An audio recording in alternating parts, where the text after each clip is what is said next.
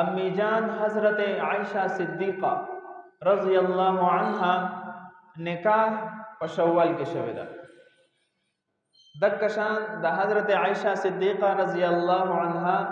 رخصتی مونږ وته جنج وایو هغه په شوال کې شوی دی بخاری شریف روایت ته حضرت عائشہ رضی الله عنها فرمای تزوجني النبي صلی الله علیه وسلم وانا بنت 6 سنین نبی علیہ الصلوۃ والسلام زما سره نکاح وشوا په بدغه وخت کې د ما شپږ کال عمر دا مسله ډیره اهمه ده غور سره وره عائشہ رضی الله عنها په خپل فرمایي چې زما د نبی علیہ السلام سره نکاح کېدا زما شپږ کال عمر بیا لاندې حدیث کې دی فاسلمتنی الیه وانا یومئذ بنت 9 سنین او چې کله زما جنجو یعنی خپل مور ز نبی علیہ السلام ته حواله کولم رخصتی را کوله په دغه وخت کې زما عمر 9 کالو عائشہ رضی الله عنها فرمایي او د بخاری شریف روایت ده دا یقیني خبره ده د نکاح په وخت کې د عائشہ رضی الله عنها عمر 6 کالو او د رخصتی په وخت کې 9 کال عمر دلته بعض ناسمج خلق په نبی علیہ الصلوۃ والسلام ذات باندې په حضرت عائشہ صدیقہ رضی الله عنها باندې په ابوبکر صدیق رضی الله عنه باندې یو اعتراض کوي هغه دا اعتراض کوي چې ګوره دا داسې عجیب خلکو چې عائشہ رضی الله عنها سره نبی علیہ السلام شپږ کالو کې نکاح وشوا او د 9 کالو په عمر کې رخصتی شوې ده نو د 9 کالو په عمر کې کوم جنې بالغ وي نعوذ بالله من ذلک نو دا څه وایي چې نبی علیہ السلام یو قسم ظلم کړی دی یا ابوبکر صدیق رضی الله عنه لور وا وی ظلم یې کړی دی چې نابالغ جنې سره د نبی علیہ السلام نکاح کړی دی نو دا داسې شکوک او شبهات او اعتراضات دي چې بدی سره زمونږ د مسلمانانو د نبی علیہ السلام متعلق چې زمونږ کوم عقیده ده هغه کې درال راولي کمزورتیا راولي د خپل پیغمبر متعلق مونږ او تاسو شکوک او شبهات وکي اچي چالک واقعي 9 کالو په عمر کې څوک د جنې سره نکاح کوي دا خو نابالغ وي دا دغه خلکو یو اعتراض دی دغه اعتراض جواب کوم یو جواب دا دی چې چرته په قرآن کې په حدیث مبارکو کې دغه خلک دا خبره نه کوي چې عائشہ رضی الله عنها د رخصته په وخت کې نابالغ و دا خبره د دې ثابته کی چرته په قرآن کې یا په حدیثو کې یا د صحابه په اقوالو کې دا خبره د ثابته کی چې د رخصته په وخت کې عائشہ رضی الله عنها نابالغ و دا نشي ثابته ولې خود دغه خلکو سره بغض د پزله کې زکه دا اعتراض کوي دویم جواب دا دی چې په قرآن او حدیث کې او په فقه کې د جنې د بلوغت ابتدا د 9 کالونه کېږي فتاوی عالمگیری کې دي وادنا مدت البلوغ في حق الجاریه 9 سنین جنې عموما په 9 کالو کې بالغ دا نن سبا زموږ مشاهده ده بدې مسلو باندې دا خزي پويږي جنې چې بالغې کې د دې یو څو علامات دي دته د مهواله وینا راشي حیض وینا راشي یا دا دسه جسمانی طاقت د دی وی کو بل فرض د 9 کالو په عمر کې د دې واده وشي او ازدواجی زندگی وسره قائم شي نو دا حامله جوړې دي شي یا دته د احتلام وشي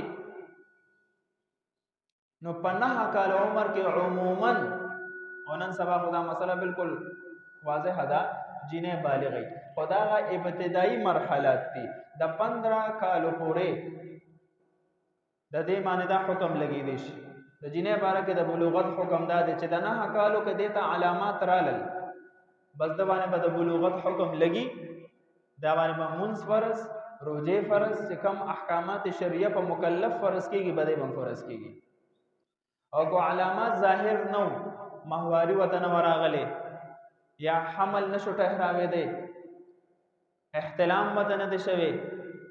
نو د 15 کالو په عمر کې به دې باندې بشرعن حکم لګي چې دا بالغ ده او احکامات به فرض کیږي. نو ګورا فقه زمونږ دا لیکلی دی چې ادنا عمر د بلوغت د جنې هغه 9 کال دی. او عائشہ بیبي فرمایي چې زما رخصتي کېده د 9 کالو ما په دغه عمر کې بالغ وه. د عربو آب و هوا هم داسې وه چې دا 9 کالو په عمر کې به جنې داسې تندرسته وه، داسې به غټه وه، بالغه به وه. نو ځکه نبی علیه الصلاة والسلام عائشې بیبي سره نکاح کړی دی. او بیا د ابوبکر صدیق رضی الله عنه په شان کې سره بیا د هغې مور ام رومان به دې مسلو دا ښځې پوهېږي د جنې د رخصتۍ داسې ټایم مقررې چې هغې کې هغه بالکل د خاوند لایق وي، هغه مکمل پاکوي، نو هغه ټایم مقرروي. نو د فقه پرو سره دویم جواب دا شو. دریم جواب دا چې په قرآن کې، په حدیث کې او په فقه کې د نکاح دپاره د رخصتۍ دپاره بلوغت شرط نه دی. قرآن نه ثابت دي. که یو انسان د یو نابالغ جنۍ سره نکاح وکړي نو نفس نکاح جایز ده. کو په جنۍ بالغه نه ده او د دې رخصتي وشوه جنج یې یوړو نو نفس جنج جوړل هم جایز دي. خو چې تا ته دا یقین وي چې او جنۍ نابالغه ده نو خاوند ته دا حق نشته چې هغه ازدواجي زندگی وسره قایمه کړي. ازدواجي زندگی اجازت وسره نشته، کوروالی وسره نشه کولی. نور نفس نکاح جایز ده چې بالغ نه او د قشان جنج اورل هم جایز دي. قرآن عظیم الشان کې وګوره کمې جنکې عمره په وجه د هغې مهواري نه راځي، له عمر کمې مطلب لا نابالغ وي د هغې عدت 3 میاشتې دی. قرآن عظیم الشان کې الله فرمایي واللائي یئسن من المحیض من نسائکم ان ارتبتم فعدتهن 3 اشهر واللائي لم یحضن. کمې زنانه چې ډېر عمر وي او د عمر د زیاتوالي په وجه د هغې مهواري نه راځي، دک شان هغه جنکې چې د هغې عمر کم دی د کموالي په وجه د هغې مهواري نه راځي، خو خاوند ورته طلاق ورکړي نو دې به عدت 3 میاشتې تېروي. عموما خو 3 حیضه تېروي که نه، خو چې اوس د هغې حیض نه راځي، مهواري نه راځي، نو اوس به موږ ته څنګه پته لګي چې عدت یې کله شروع شو کله ختم شو، نو موږ به بیا میاشتو ته ګورو. نو چې کومې جنۍ عمر کم وي او د هغې دپاره قرآن کې عدت بیان شو، نو عدت کله چې کله هغې نه مخکې طلاق واقع شي. طلاق کله چې کله مخکې نکاح شوي که نه، نو مطلب نکاح ورسره جایز ده. بغیر د نکاح نه څنګه ښځې ته طلاق ورکوي او ښځه ده نه. نو چې د عدت مسله بیان شوه، عدت نه مخکې طلاق ضروري دی، د طلاق نه مخکې نکاح ضروري ده. نو پته ولګېده. لاندې امام جساس رحمت الله علیه تفسیر کې فرمایي فحكم بصحة طلاق الصغيرة التي لم تحس والطلاق لا يقع إلا في نكاح صحيح. وړې نابالغ جنۍ سره نکاح جایز ده، خاوند ولا طلاق ورکړي طلاق واقع کیږي ولې نکاح موجود ده. خو چې نابالغ ماده ته ویل صرف ازدواجي زندگی وسره نشي قایمولی، سره کوروالی نشي کولی، هغې ته به خاوند صبر کوي. لاندې دلیل کسه پیش کړي ويدل عليه ان النبي عليه السلام تزوج عائشه رضی الله عنها وهي بنت 6 سنين. نبی علیہ السلام د عائشه رضی الله عنها سره نکاح کړی و او د نکاح په وخت کې د هغې عمر 6 کال، اکه وخت کې نابالغه وه، 6 کالو په عمر کې نابالغه وه. او چې کله بالغه شوه د 9 کاله عمر و نو په هغې کې ورسره نبی علیہ السلام رخصتي وکړه، نو بالکل جایز دی. او ما درته ویل دې دا اعتراض ولې کوي؟ د عائشې رضی الله عنها سره د دې خلکو بالکل نه لګي. څوک په د زنا تهمت لګي، څوک ورته د کفر نسبت کوي، څوک صحابو ته د هغه 5 تنونو نه علاوه کفر نسبت کوي چې نعوذ بالله د نبی علیہ الصلوۃ والسلام د دنیا نه د تلو نه پس به ټول صحابه کرام نعوذ بالله مرتد شو، اسلام نبی اوریدلی او صرف 15 کسان یادې دا داسې نه خچیدل وي،